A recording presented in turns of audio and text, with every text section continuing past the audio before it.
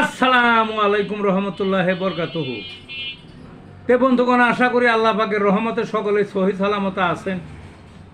তে কবি Gazi Akkas Ali YouTube channel 017140885009 এর পক্ষ থেকে আপনাদের সকলের প্রতি রইল একান্ত আন্তরিক শুভেচ্ছা ভালোবাসা।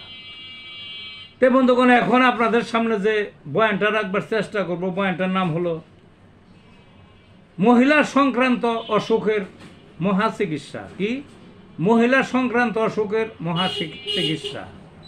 মহিলা সংক্রান্ত বিভিন্ন অসুখ আছে যেটা পুরুষের নাই, বুঝলেন না?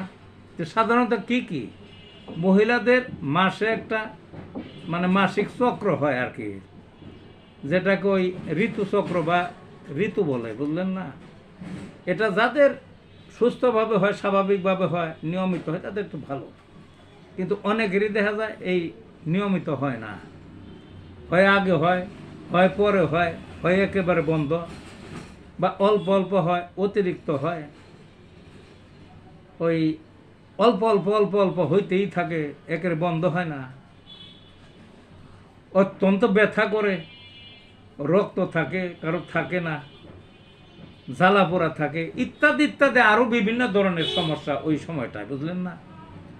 ওই পিরিয়ডের সময়টায়।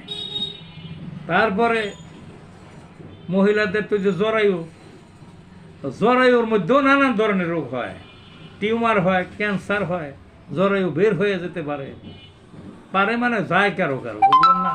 জরায়ু ছোট হয়ে যায়, জরায়ু বড় হয়ে যায়, জরায়ু কুকড়াইয়া যায়।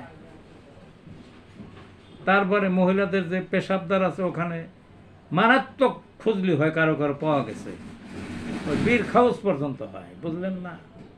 তারপরে ফ্যালোপিয়ান টিউবের সমস্যা, তারপরে কারো কারো ওই হয় না, ওই